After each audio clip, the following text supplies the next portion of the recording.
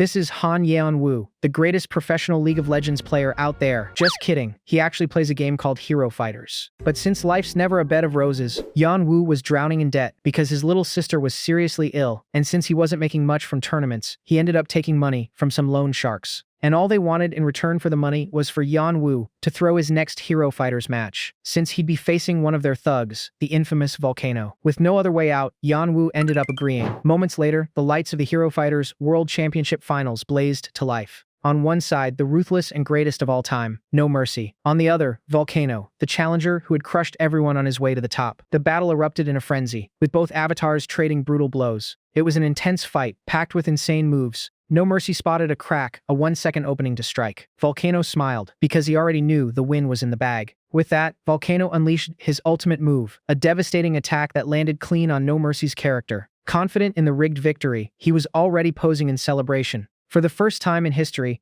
No Mercy had been defeated. Volcano then prepared to land the finishing blow. A new era in Hero Fighters history had begun, built on cheating and corruption. That's when he called our guy a loser. But that was exactly the wrong thing to say, because it lit a fire in Yeon-woo. Out of nowhere, he started hammering the keyboard at a blistering speed, and with a relentless combo, Volcano's character got completely demolished. The entire crowd was stunned, and the cheater himself couldn't believe what he had just witnessed. Meanwhile, up in the VIP box, the mob boss fumed as he watched his cheating scheme fall apart. No Mercy had flipped the game in the final second with an absolutely insane combo. And just like that, Yeon-woo lifted his well-earned championship trophy and kissed it, cementing himself at the top once again. Sometime later, a crosswalk signal turned green, and Yeon-woo was walking down the street without a care in the world, calling his sister to let her know he was bringing a cake to celebrate. He told her not to worry about the clinic bills, because he would find a way to cover her full treatment with the prize money he had just won. But out of nowhere, a motorcycle came flying up behind him. And before he even had time to react, the rider swung a brutal blow with an iron rod. The impact sent Yeon-woo's world spinning in slow motion. He crumpled to the cold ground, but even as he was losing consciousness, he refused to accept that this was the end. And as the paramedics scrambled desperately to save the young champion's life, he swore that no matter what happened, he would never be defeated. Years passed, and the stillness of a sunny day masked the scars left by that tragedy. Now, far from the spotlight, a small moving truck pulled up in front of an apartment building.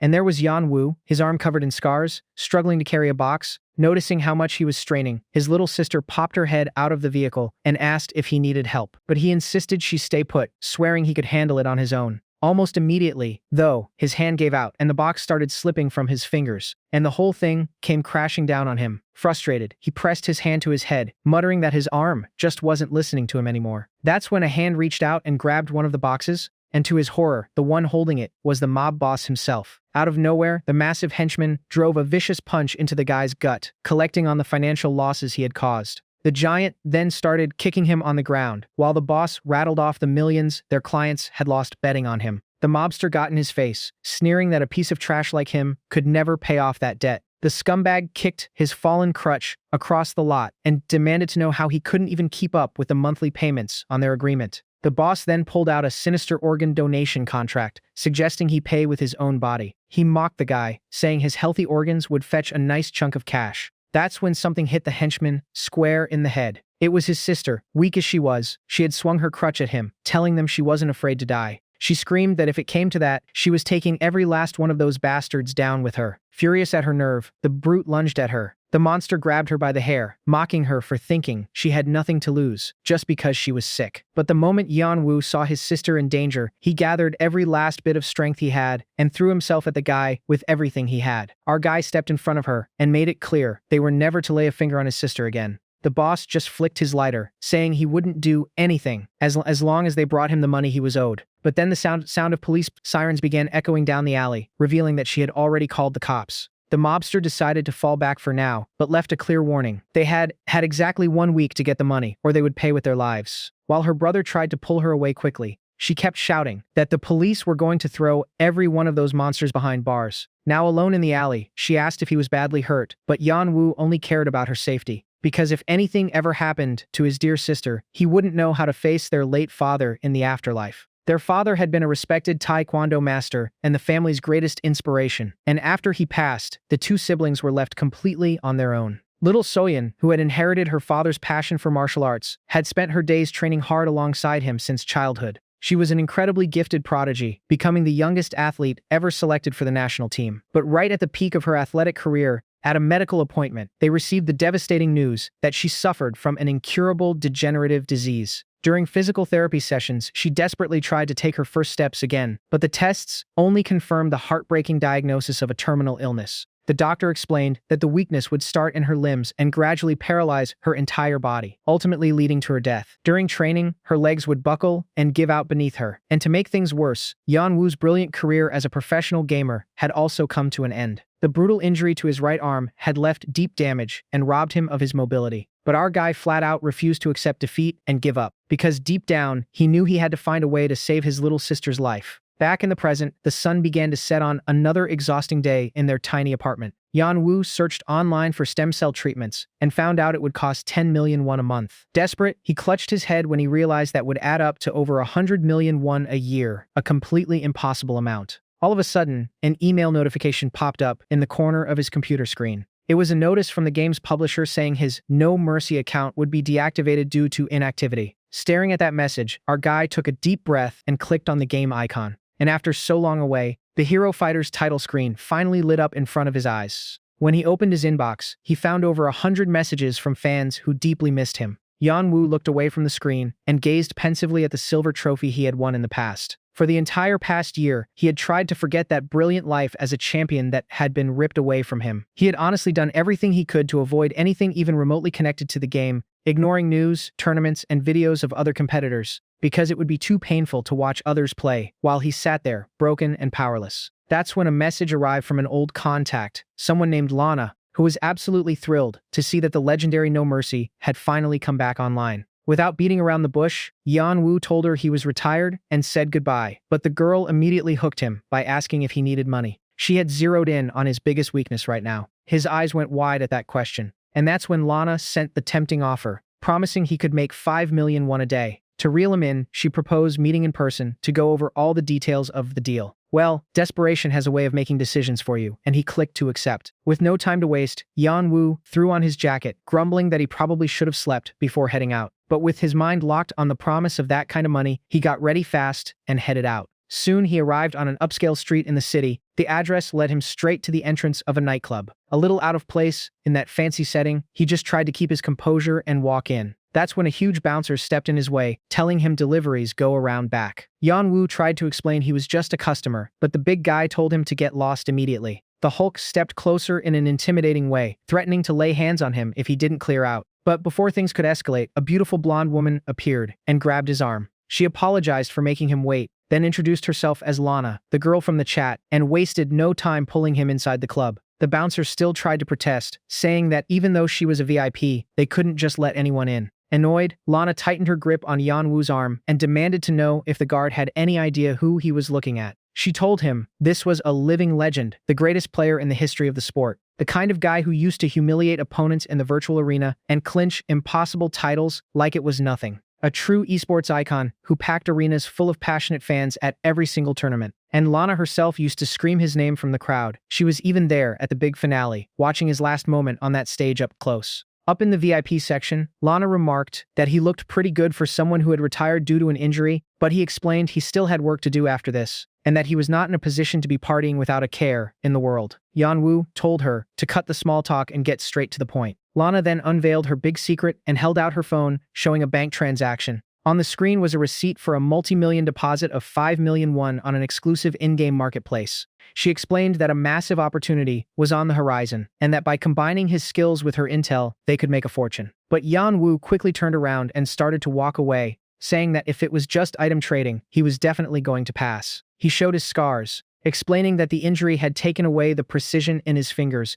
and he no longer had what it took physically. But Yanwu froze the moment he heard her whisper the number 500 million won. All fired up, Lana explained that the rare drops from the boss in the game's beta version were worth exactly that fortune at auction. As it turned out, that classic game he used to dominate had just been reborn as something completely new. The game was now called Hero Fighters VR, a version that promised to revolutionize the world of esports. She explained that the days of using your hands to play were over, and that players now enter the virtual world with their entire body. Lana added that no matter how much the technology changed, his raw talent remained exactly the same. Well, Yanwu went completely still, turning over the idea of making 500 million won just by playing. If he could pull in that mountain of money, he would finally pay off his debt to the mob and cover Soyun's treatment. While the club pulsed to the DJ's beat, his mind was running at full speed, until he placed his hand on top of Lana's head and accepted the deal, promising to show her what a real gamer is made of. As they walked out, he asked what the heck this VR thing even was, and she told him he'd figure it out fast when he tried it. Jumping into the virtual world, it was time for the big showdown against the final boss. In the chat, people began commenting about a new player who had only been online for 10 days and had a very familiar username. Standing before that colossal creature, the legendary No Mercy avatar appeared on the battlefield. The warrior charged in full force and landed an insane hit. Nobody could believe a solo player was capable of pulling off moves that insane against a boss at that level. Meanwhile, back in the real world, Yanwu was moving frantically on the VR platform in his room.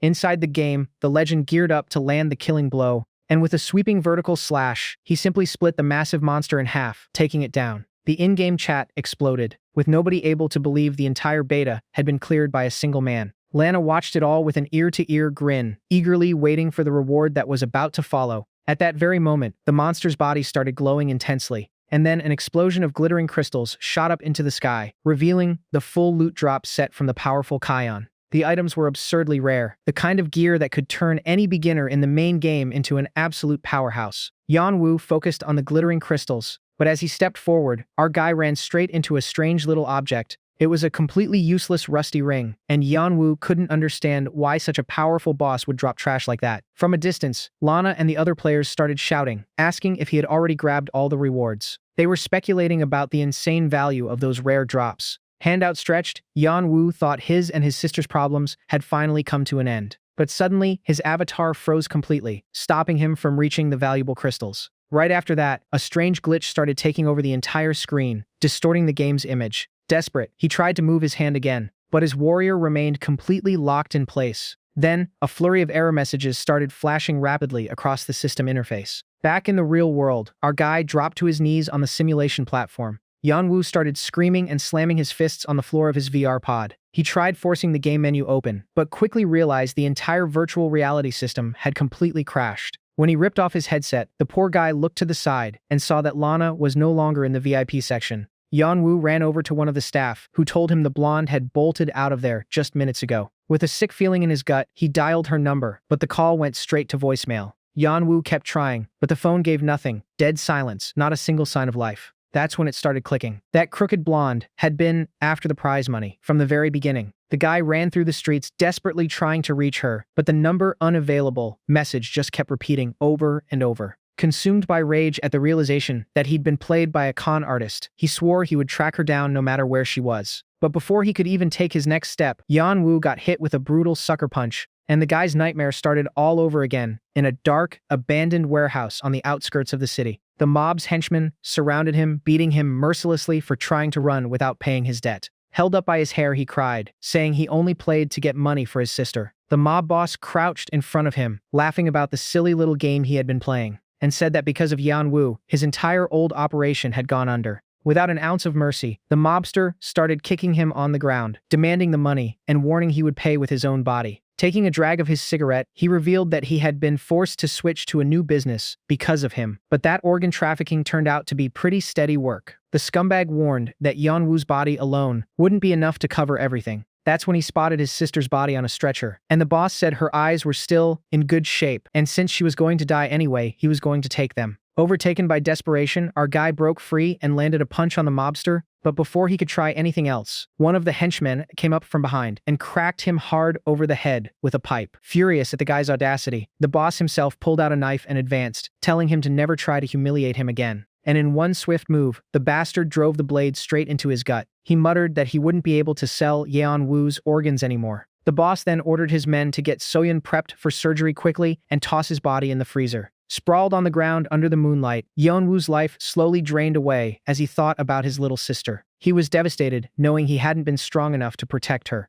That's when a mysterious beam of blue light cut through the warehouse roof and hit the ground right beside him. A small jewel slid down through the light and rolled gently across the concrete. The guy could barely believe what his eyes were seeing. It was the exact same rusty, useless ring that had dropped from the boss in the virtual game. He started coughing up blood, laughing bitterly at the tragic irony of his situation. Figuring it was just a hallucination, in his final moments, he realized just how obsessed with the game he had become. But if he was going to see something before he died, he would have preferred the full rare item set worth 500 million won. With his last bit of strength, he stretched his fingers toward the object. His eyes slowly began to close. He was about to slip away. But the moment the blood dripping from him made contact with the metal surface of the ring, something unbelievable happened. The jewel began to glow intensely, releasing sparks of energy and crackling like electricity. As if it had come alive, the ring flew through the air and slid perfectly onto his finger. Red lightning wrapped around Yeonwoo's body, awakening a mysterious power that seemed to defy death itself. Meanwhile, inside the makeshift operating room, the corrupt surgeon gripped the sharp scalpel with cold precision, ready to begin the terrible procedure.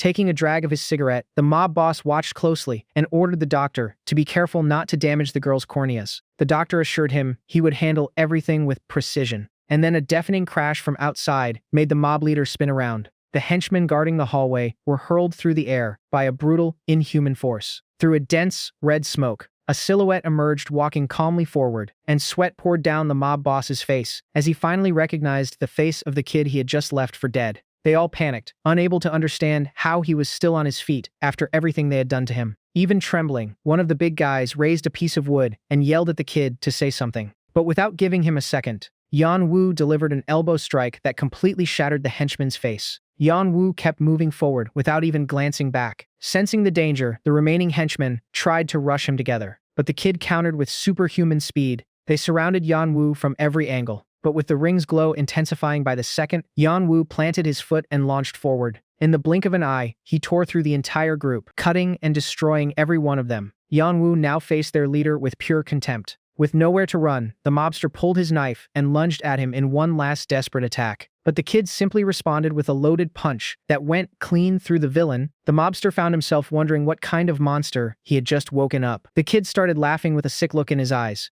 confessing that seeing people tremble in fear before him gave him a pleasure he couldn't even put into words. Meanwhile, the mobster begged for his life, pleading for mercy. But brushing aside the coward's cries entirely, our hero delivered the finishing blow. A towering pillar of blue energy erupted from the ground, reducing the entire warehouse to ash and obliterating every insect that had dared to challenge him. Our guy coldly declared that he never had a single drop of mercy to spare for his enemies. But all of a sudden, the poor guy screamed in pain as he grabbed his right eye, which was glowing a deep crimson red. Breathless, he extended his trembling hand and tried to catch his breath. As he looked around, Yeonwoo found himself in a completely white void. Then a familiar voice echoed through the emptiness, asking how he was holding up through all of this. It was his late father, wearing his old martial arts uniform, and saying it had been a long time. Tears began to stream down Yeonwoo's face. Without thinking twice, the kid ran over and hugged him with everything he had, and broke down in tears, pouring out how desperately he had missed him. His father gently stroked his head and apologized for leaving such a heavy burden on his son's shoulders. Yeonwoo wiped his tears and promised that his sister was holding on strong and that he would take care of her until the very end. That's when his father revealed that he needed to protect the Ring of Eternity at all costs. The kid was confused, not understanding which ring he was talking about. Suddenly, his father's eyes began glowing red, and he warned him that they would be coming soon to take what was his. Scared, Yeonwoo reached out to touch him, but began to see glowing cracks spreading across his father's body. The energy from the ring on his finger started pulsing intensely. To his horror, his father's face twisted into the terrifying form of Kion, the final boss from the virtual game. A massive black smoke enveloped the creature, which whispered again about the duty to protect the ring. Then in a monstrous, deafening voice, the entity commanded him to devour all of them at once. Yeonwoo suddenly jolted awake with a scream. He looked around and found himself standing in the middle of a massive trail of destruction running through the warehouse. He pressed his hand to his head, wondering if all of it had just been a dream. But when he looked at his trembling hand, he could see the mysterious ring glowing on his finger. Out of nowhere, a faint twitch at his side caught his attention. There lay the battered body of one of the henchmen. Horrified by the brutal scene, the kid let out a scream and scrambled backward. That insane massacre had actually happened. Then his eyes drifted to his own hand, staring down at that golden ring that had looked like nothing more than a rusted piece of junk from the game. Wearing it, a familiar feeling washed over him, the same feeling as when he was his ruthless avatar in the virtual world. An overwhelming surge of energy ran through his veins, giving him the certainty that he was now capable of pulling off any impossible feat. Suddenly, a weak voice called out for her brother. He spun around in an instant, desperately calling out Soyeon's name. Finding her lying on a surgical gurney, he rushed to her side and asked if she was okay. With no time to spare, our guy scooped her up in his arms and fled that abandoned warehouse as fast as his legs could carry him. He told her to hang on, but she whispered with great difficulty that she could barely breathe. And just like that, Yan-woo was enveloped in a red glow and tore through the streets at full speed. Meanwhile, back at the warehouse, a mysterious figure walked calmly through the wreckage and the bodies, whispering that they had finally found the legendary player, No Mercy. A short time later, the sun began to set on the horizon. In the hospital room, little Soyeon rested in a bed, breathing with the help of an oxygen mask. Yan-woo held his little sister's hand tightly, praying that she would make it through this one too. Then the on-call doctor walked in alongside a nurse, asking if he was the patient's guardian. Desperate, the guy asked if she was going to be okay, mentioning that her breathing was very weak and unsteady. With a grave expression, the doctor explained that her brain was failing and that she was experiencing repeated cardiac arrests. The doctor said, in all his years of practice, he had never seen a case of sclerosis advance so rapidly and aggressively. Yan-woo stood frozen when the doctor said she might not survive that very night. The doctor ordered the ICU to be prepped immediately, but before the doctor could even finish speaking, our guy completely lost it and lunged at him. Grabbing the doctor's coat, Yan-woo shook him violently, demanding to know how a doctor could have the nerve to tell him to prepare for the worst. But the doctor pushed back, grabbing Yeon-woo's hands and shouting that he had no right to take his anger out on him. The doctor revealed at the top of his lungs that they had found an insane amount of illegal drugs in her bloodstream, which had caused this sudden deterioration. In that instant, the guy flashed back to the mob henchman loading syringes. Completely shattered by the revelation, he was restrained by the doctor, who warned him that the police were already on their way to investigate. Consumed with guilt, Yeon-woo was hit with the harsh reality that all of this was his fault. He dropped to his knees beside the gurney, overcome with regret for letting himself get blinded by money to the point where he couldn't protect his sister. Not knowing what to do next, the poor guy silently cried out to his late father in his thoughts. That's when, recalling the mysterious words about the ring, an idea came to him. He remembered that when he was at death's door in the warehouse, that mysterious jewel had healed him without leaving a single scratch. Our guy then wondered, if he placed the ring on Soyeon's finger, could the artifact possibly heal her terminal illness too? But when he tried to put the plan into action, something completely unexpected happened. He pulled at it with all his strength, but realized in a panic that the ring had completely fused to his skin and wouldn't come off, no matter what. Meanwhile, the hallway outside was a scene of total chaos as doctors and nurses scrambled everywhere. A man came stumbling into the ER, shrieking in pain, after his leg had been brutally severed. Chaos overtook the entire hospital as more and more critically injured patients kept flooding in without stop. With no idea what was happening out in the world, Yan-woo tried to make sense of it all. On the hospital TV, the news anchor reported that a wave of bizarre accidents and incidents was spreading across the city. The footage showed buildings destroyed by unexplained explosions and cars flipping over on their own in the streets, with no logical explanation. Seeing this, his gamer instincts kicked in, and Yeon-woo's eyes went wide as he recognized something familiar in the middle of all of it. Hearing desperate screams for help coming from the hospital entrance, he immediately ran toward the commotion. People were yelling at each other to run and save their lives. That's when, in the middle of the avenue, a powerfully built man appeared swinging a massive hammer with a terrifying ease.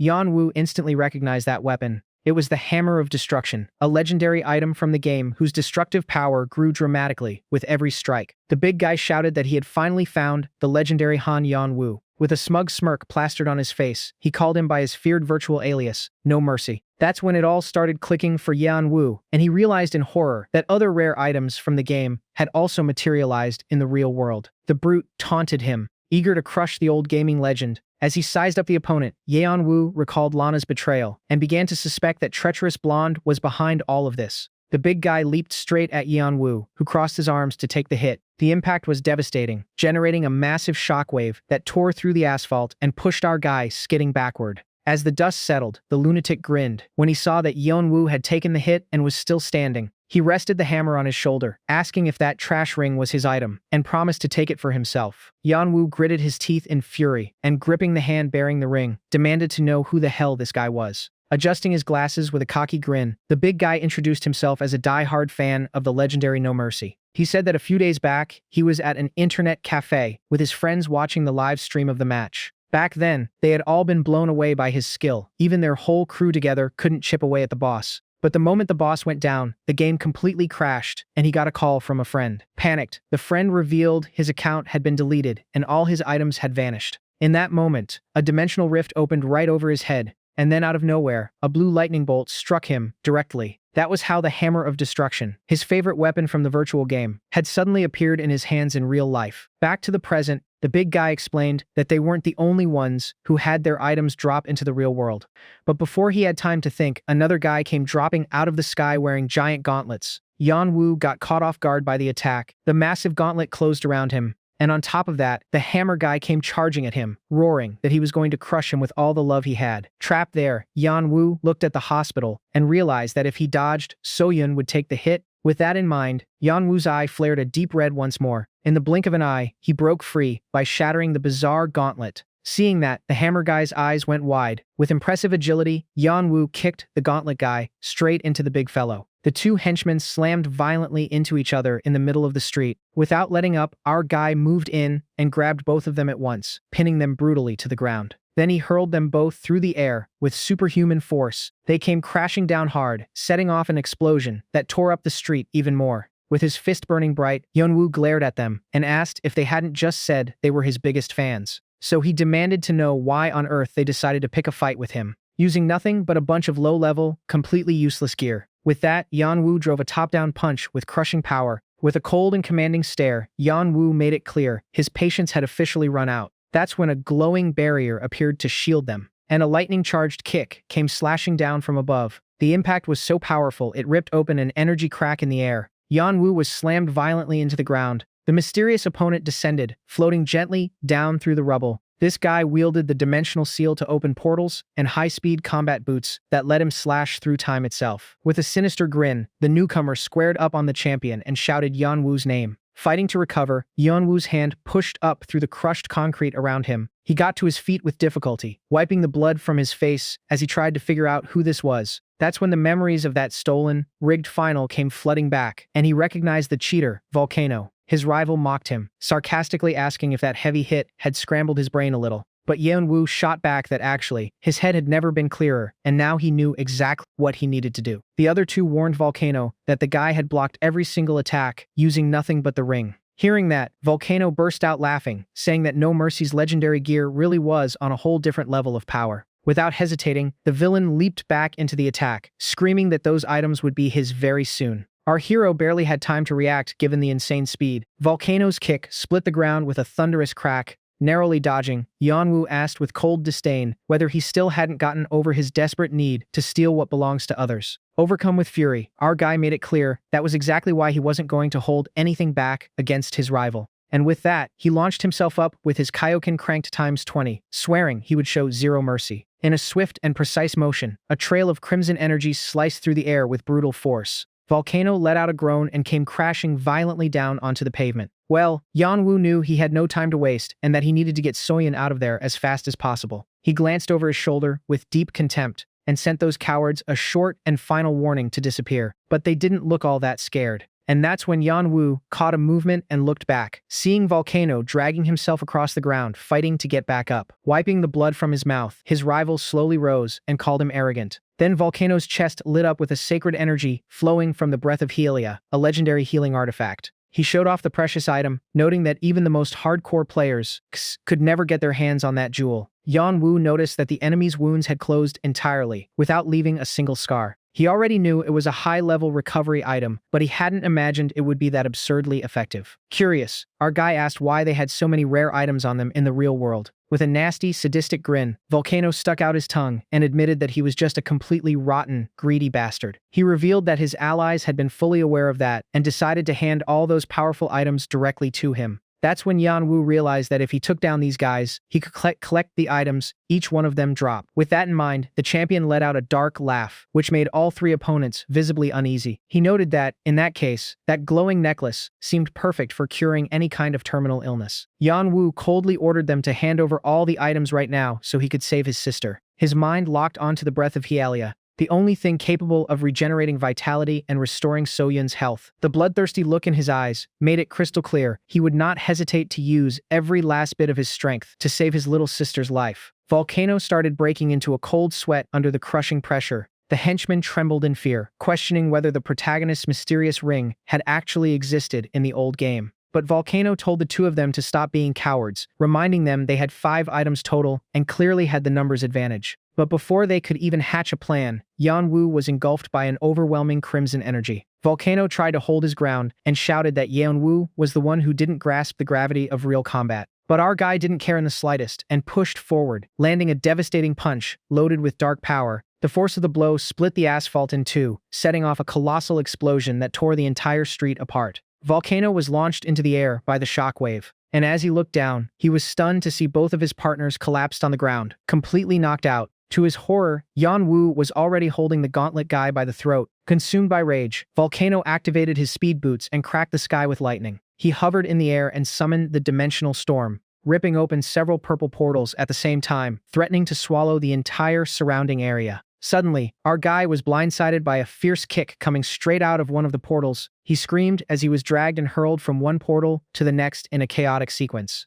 Yanwu was brutally beaten in midair, thrown from portal to portal. And finally, the scumbag channeled all his energy into his boots and drove a devastating kick straight at his face. But the kid blocked the blow with his arm, activating the ring's protective glow. Consumed by rage, Volcano chomped down on his lollipop and raged that it was Yanwu who had turned him into the bitter monster he was. He recalled barging into the mob boss's room, demanding an explanation for how Yanwu was still that strong. Shortly after, the mobster had shown him a photo of the champion on his phone, swearing that his arm had been destroyed and he would never play again. The mob boss had promised to make the kid pay with his own life for destroying his betting operation. Hearing that, Volcano had celebrated with smug glee, believing his era as the greatest player in the world had finally arrived. With No Mercy's shadow no longer looming over the virtual tournaments, he spent his days training relentlessly to dominate everything. His avatar crushed every opponent in the virtual arena, racking up easy wins and stacking titles without breaking a sweat. Even though he was on top and celebrating his wins in front of crowds, deep down he knew something was still very wrong.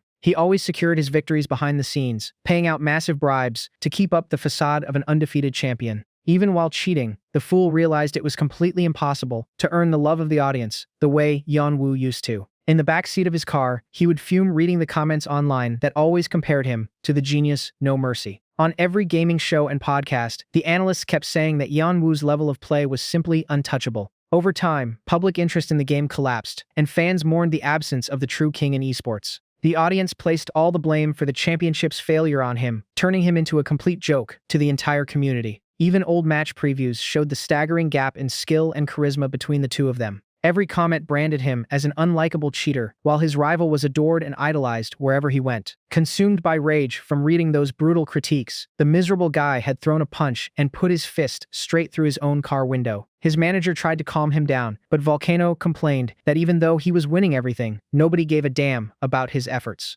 And it was right at that peak of frustration that he discovered the launch of the new Hero Fighters virtual reality game. That seemed like the perfect battleground, where he could finally reign at the absolute top, free from his rival. The villain gathered the best players and spent months pouring his entire life into securing the rewards from the beta version. However, they quickly realized that the fearsome final boss Kion was absurdly powerful and far too brutal for them. That relentless creature wiped out the whole group without even trying. Furious at being unable to beat the secret boss, he took his rage out by kicking his simulation pod, and to his despair, the only one capable of pulling off that impossible feat was the legendary player No Mercy. On that day, everyone in the room had been watching the live stream of the moment when the hero defeated the fearsome Kion. The legendary warrior had cleared the beta in just 1 week, something nobody had ever done before. Everyone agreed that only a true genius could have pulled that off. Back in the present, the villain screams with pure hatred that he doesn't care about Yanwu's genius. He declares that he has obtained unmatched power and leaps to throw a lightning-charged kick at him.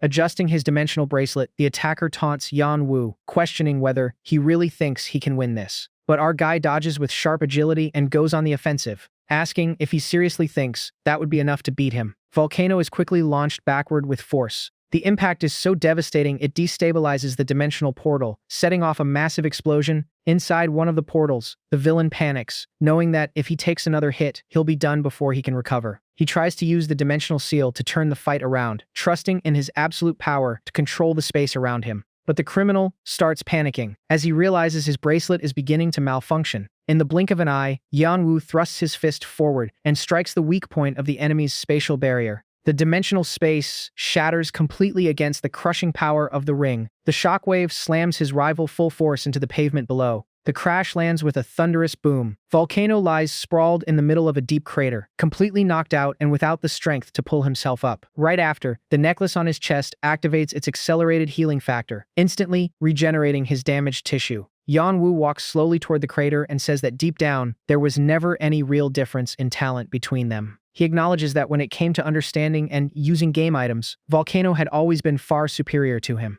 The kid admits that while his rival was enjoying the glory of being a professional, he only trained hard because he had to survive. Finally, Yanwu crouches down and rips the healing necklace from Volcano's chest, revealing that he had someone very important to protect. Joking that maybe the only difference between them was charm, Yanwu broke into a friendly grin. Overcome by absolute rage, Volcano summoned his last remaining energy and shattered the sky, screaming that he would turn every last bit of the champion's determination into pure despair. He then conjured the Void Vortex, creating a colossal black hole capable of dragging everything around it into oblivion. Watching the portal open directly above the hospital, Yanwu panicked as he realized Soyun's life was in terrible danger. He grabbed Volcano by the collar and ordered him to stop it immediately, but the scumbag just laughed. With a cynical grin, the lunatic warned that the spell was already out of control and that this was no time for Yanwu to be messing around. The powerful gravitational wind started pulling everything in around it. Picking up his pace, Yanwu leaped over the rubble, trying to dodge the flying debris and keep his footing against the storm. He looked through the shattered window and watched his sister's very own gurney being dragged toward the black hole. The kid dropped to his knees at the sight of that bizarre destruction, struggling to believe the situation had escalated to that level of chaos. Suddenly, a familiar voice called out his name through the madness. It was Lana, gripping Soyun's gurney with everything she had and screaming at the guy to wake up and focus on what actually mattered. She was fighting with every ounce of her strength to keep her from being swallowed by the abyss. In that instant, Yanwu shot forward at full speed in their direction, but Lana told him to wait, ordering him to leave the girl in her care and focus only on taking that monster down once and for all. Yanwu demanded to know if she'd lost her mind, since she could barely hold herself together, but the young woman insisted she could handle it. Lana explained that her physical stats were constantly rising as long as she kept all her items equipped. That's when our hero noticed the glow of her earrings and realized the trader also had special game-based equipment. She warned there was no time to waste. If the vortex kept growing, everyone would be swallowed, and asked if he didn't remember that technique. As he stared at the massive purple whirlpool in the sky, Yanwu's mind started making the connections to the past. That was the mass destruction spell of the Cronian, the fearsome sub-boss they used to face in the virtual game. Volcano's item belonged to that monster, which explained how the cheater was able to summon such a devastating attack in the real world. In the virtual game, they always had to defeat the creature in the final second to stop the spell from fully activating, and that just made Yanwu hate Volcano even more. But making things worse, the coward had fled after starting all the chaos. With no other option, Yanwu focused all his energy into his fist, determined to destroy the core of that black sphere.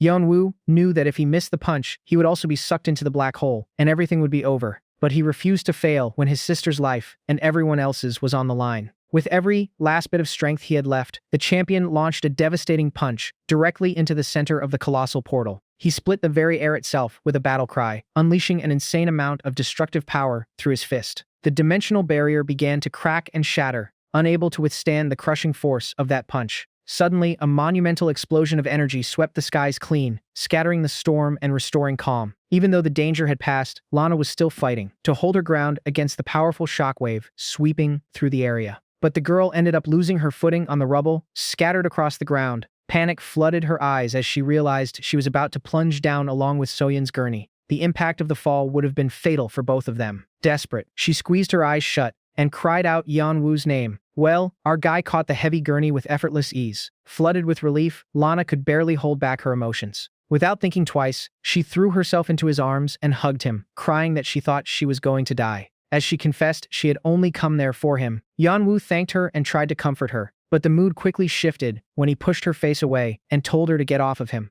Looking at the precious necklace in his hand, Yanwu made it clear that saving Soyun's life was the only priority right now. The girl agreed and ran ahead, but ended up stepping full force on the stomach of the big guy from earlier. Shortly after, they arrived at the modest building where the siblings lived. Once inside the apartment, he placed the breath of Helia on Soyun's chest, and it immediately began to glow with a shower of particles. Yanwu thought back with a heavy heart to the doctor's warning that this night would be critical for her survival. But his thoughts were cut off by Lana, who assured him that the girl was now completely out of danger. Lana explained that thanks to her item, she could clearly see the flow of energy and assess the state of Soyun's body. The hologram showed cells, rapidly regenerating under the power of the legendary healing necklace from the game. The blonde remarked how absolutely insane it was to watch that happen in real life, but that was where our guy's patience ran out, and he shoved her hard against the wall, demanding to know who she really was and what her true intentions were. Yan Wu said everything started going wrong the moment he met her, accusing her of setting him up, vanishing, and then reappearing out of nowhere with those items. Annoyed, Lana told him to let go of her, promising she would give him every explanation he wanted to hear. Rubbing her shoulder, the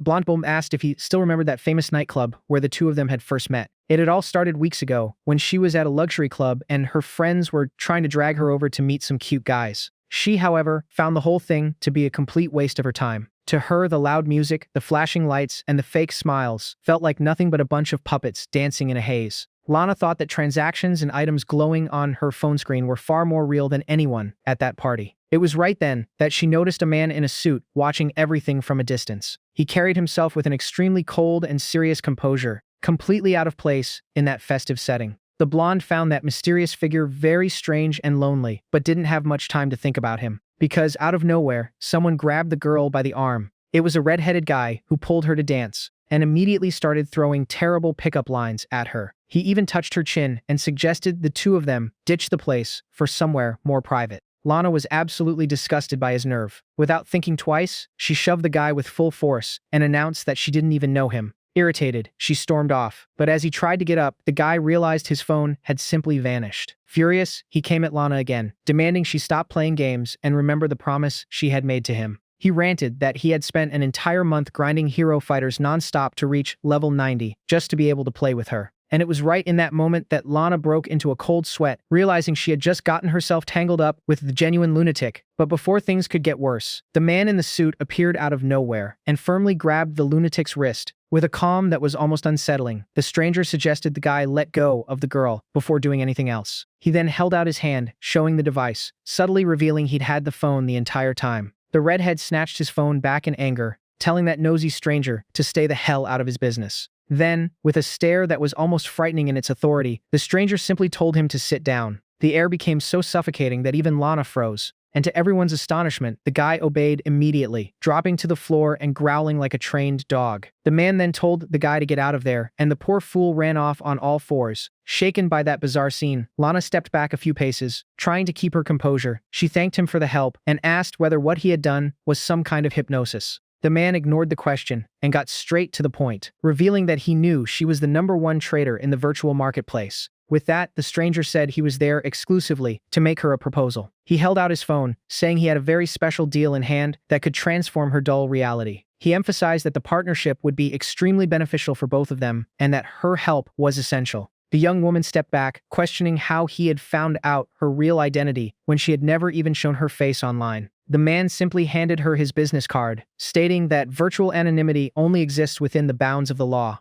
The card read that he was Andrew Kim, respected attorney in the legal department of a major gaming company. The attorney said he had a very serious and confidential matter to discuss with her. Andrew revealed that his ultimate goal was to bring the legendary and retired player No Mercy back into the game. The plan was to get the champion playing once more in the test version of the new virtual reality game. Lana quickly put it together, but questioned why he needed her when he could simply go talk to the player directly. Andrew explained that her reputation and career as a trader spoke for themselves, making her the perfect person for the job. With an enigmatic smile, the attorney suggested doing a small test to prove whether she really knew the target well. He started firing off rapid questions about No Mercy's personal life, and the blonde answered every single one without hesitation. Impressed by her knowledge, Andrew complimented her by saying she was like an AI with how much of a fan she was. Lana then questioned his reasoning for wanting the champion's comeback right now, after so many months in retirement. The attorney explained that no ordinary player was capable of defeating the fearsome boss, Kion, which was holding up the official launch of the game. Because of that, his superiors had concluded that only the greatest player of all time would be capable of accomplishing that feat. The girl found that story about a mysterious client very strange. To seal the great partnership, Andrew revealed that he had prepared a small special gift just for her. He opened a lavish box, unveiling the extremely rare Abyss Shard earring, a legendary item from the virtual game itself. The attorney guaranteed that artifact would be extremely useful to her going forward, if she accepted the job. When she touched the glowing jewel, Lana was mesmerized by its beauty. But she pulled back, saying she wouldn't make any deal just for that, even though the attorney insisted it was simply a gift. Andrew explained that he would also need her actual skill set, which was trading rare items inside the game. That's when the phone on the table lit up with a notification, and the man asked her to check her bank account right away. The young woman began counting the digits of the balance on the screen in total disbelief, unable to process just how large that amount was. Her eyes nearly popped out of her head when she realized it wasn't a system error and she was actually rich. It was exactly 50 million won deposited into her account. The man proposed that if she could help him defeat the final boss and obtain his complete item set, she would earn much more. Andrew offered an unbelievable performance bonus of 1 billion won, which sealed the deal for the ambitious girl once and for all. Back in the present, the blonde realizes the attorney likely wanted her to bring him the real-world versions of the items that dropped from the game's boss. She concludes that the mysterious attorney had known long before everyone else that the equipment from the virtual world would begin materializing in real life. Hearing that, Yanwu got furious and accused her of being a complete con artist for hiding the true value of that massive bonus. Lana defended herself by saying she wasn't a criminal, explaining that the exact moment he defeated the boss, her earrings started reacting violently. That day, she was struck by an unbearable headache and had to run out of the tournament venue without being able to handle the pain. In the days that followed, the young woman was bedridden in her room, feeling so terrible she thought she might die at any moment. Now she understood that all that suffering had just been the legendary earring fusing and syncing with her own body. As soon as she regained some sense of consciousness, a strange feeling took over her mind. She was pulled by an extremely powerful and familiar energy, which led her straight to the hospital where Yeonwoo was. The girl explains that it must be the process of fusion between an item and its player, and asks if he felt something similar. Well, our guy thought it over and admitted that something very similar had indeed happened to him in his final moments. Lana pointed to his hand and asked if that was the Ring of Eternity, and the kid confirmed he had obtained it by defeating Kion. He told her the ring had appeared and saved him when he was on the verge of dying at the henchman's hands, and that it had likely healed Soyeon as well. Lana said she had memorized the entire item encyclopedia for the game, including the new ones from the VR version, and had never seen anything like that. She stressed that even though abilities do manifest in reality, a ring with that kind of absurd and destructive power simply does not exist in the game. The trader demanded to know what the hell that mysterious ring he was carrying actually was. But Yeonwoo admitted he didn't have the slightest clue where that power came from. Meanwhile, in another part of the city, a toxic green haze filled the streets, leaving several people collapsed on the pavement. Through the fog, a mysterious figure in a gas mask was draining the life energy out of some poor soul. Cackling, he announced that his next target would be a school. But out of nowhere, the sound of a guitar echoed through all that smoke. A man complained about his terrible luck and casually strolled through the poisonous mist, lamenting that it was his first day as a street musician, but the gas had driven everybody away. That's when he held up his exotic guitar and complained that there wasn't a single soul left on the avenue to witness his big debut performance. Enraged, the assassin blasted a violent wave of acid energy at him, demanding to know how he was still alive and telling him to stop babbling. The musician gripped the neck of his instrument firmly and declared that a true rock star values every one of his fans. With a quick swing of his guitar axe, he blocked and completely dissipated the acid blast. Getting his posture right, the guitarist announced that the time had come to kick off his real headline performance. He began playing powerful chords that unleashed devastating shockwaves. The sonic vibrations were so intense, they blew out the criminal's eardrums. The rock star struck a triumphant pose and unleashed his most devastating final chord. The sonic force hit the villain clean with the weight of a colossal impact, obliterating his defenses from head to toe. The assassin's gas mask began to crack and shatter under that insane sonic pressure, until he finally hit the floor. With that, the musician slung the guitar over his shoulder and celebrated what he considered to be an absolutely perfect live performance. But as he looked around, he noticed the spotlight was on. But there wasn't a single living audience member left to applaud his great talent. That's when a brilliant idea popped into his head to solve his crowd problem once and for all. Raising his berserk electric guitar, a legendary weapon that grows more powerful as his heart rate rises, he decided he needed to recruit band members. His plan was to find only people with serious edge who carried the same star quality he had been born with. As he walked down the street, he came across a massive advertising billboard plastered across one of the city's buildings. And he was surprised to see that the famous No Mercy was still incredibly popular even after retiring. The guitarist introduced himself as Kang Chan, a young man who had been dreaming of becoming a rock star for 6 years, and decided our guy would be the first member of his band. However, he warned that the champion would only get in if he could survive his brutal and merciless audition.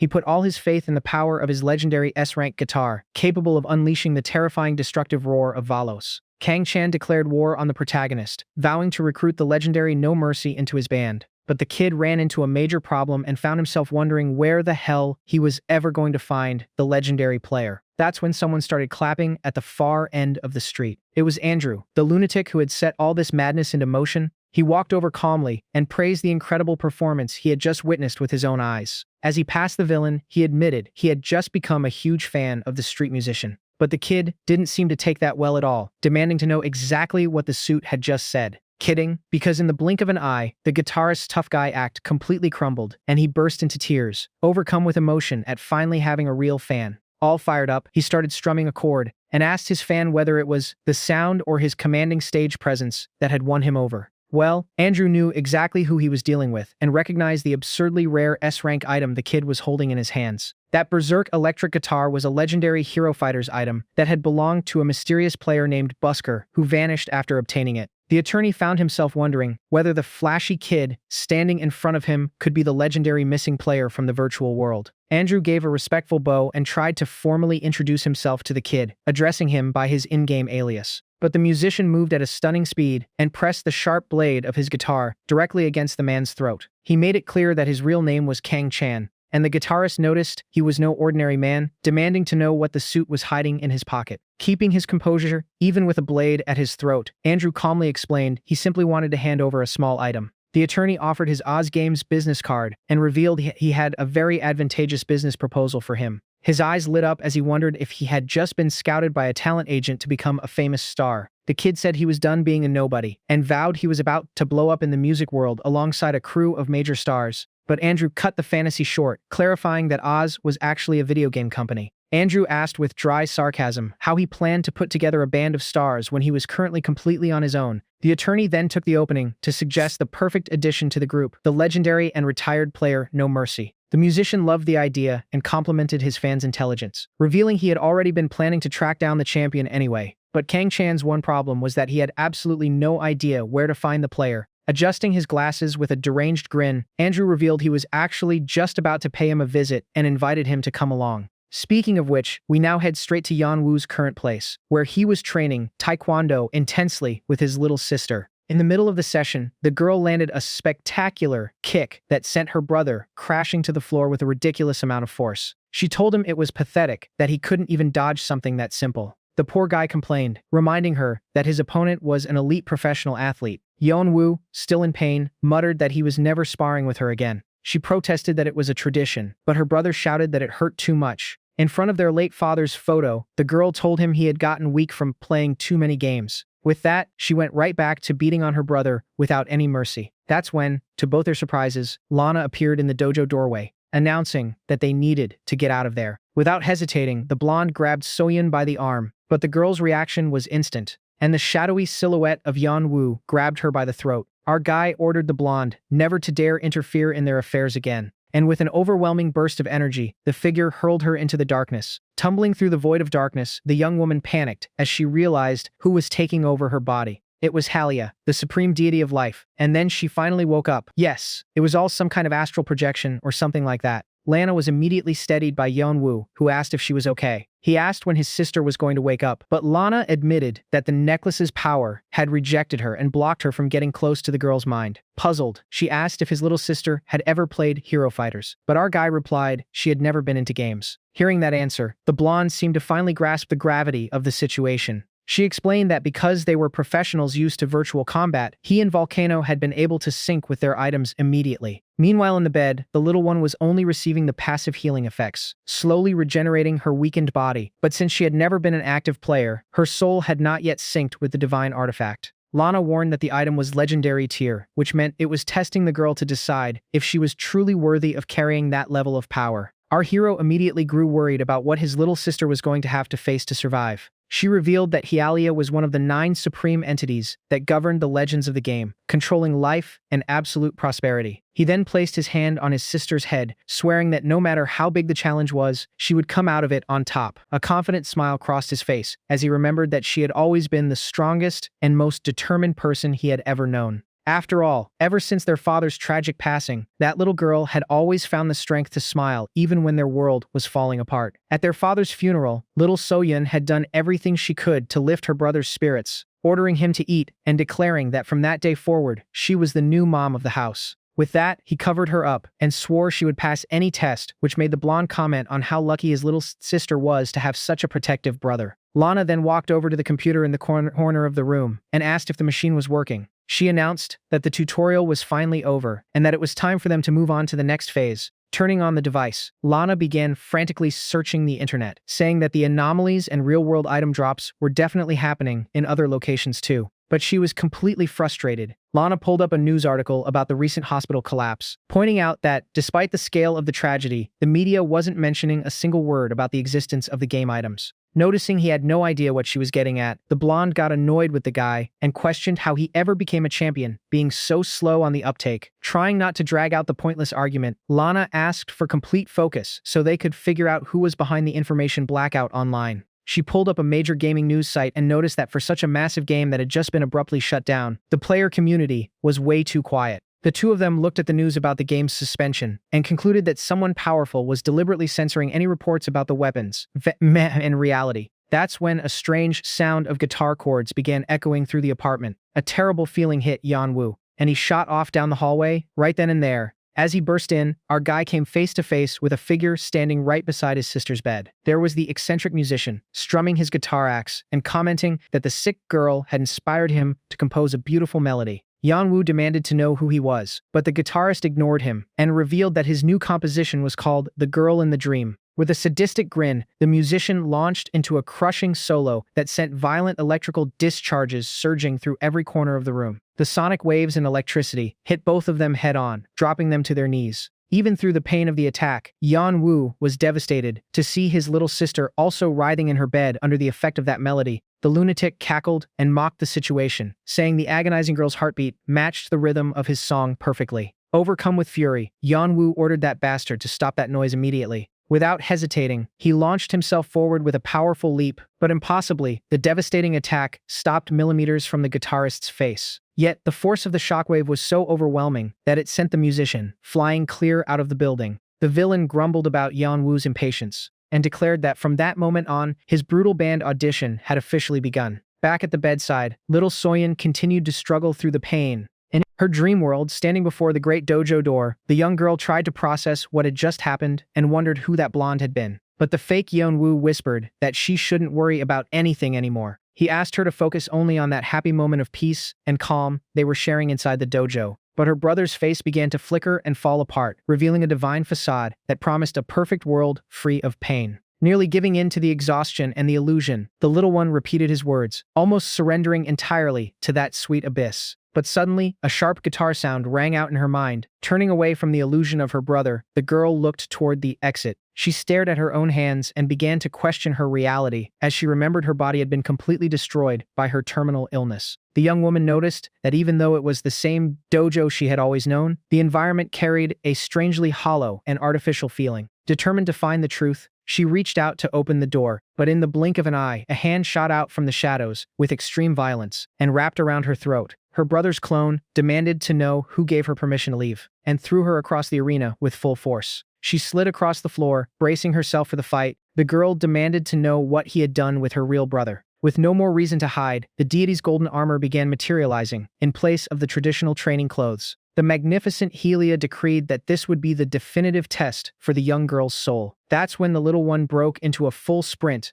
The goddess ordered her to prove she was truly worthy of receiving the miraculous life energy that had been bestowed upon her in the real world. Soyeon tried to reach the exit before it was too late, but Helia used her colossal power to slam the heavy doors shut in front of her, and warned that failure meant having her soul imprisoned in that void forever. As the girl screamed for help, the door sealed completely shut, but the goddess decreed that her confinement there would be eternal. In the real world, the energy and lightning continued to spread through the room. Ignoring his own suffering, the crazed guitarist challenged Yeonwoo to combat. He raised his colossal weapon to deliver a crushing blow. Moving quickly, the champion tried to stop the attack before the ceiling came down entirely on his beloved sister. The brutal clash between the two forces sent a massive explosion of rubble flying in every direction. The villain laughed, saying he loved that violent energy and warning that it was finally time to crank up the fun. Gripping his legendary guitar, the lunatic pushed forward with everything he had to unleash a new attack. The lunatic asked if Yeon-woo could feel the rhythm.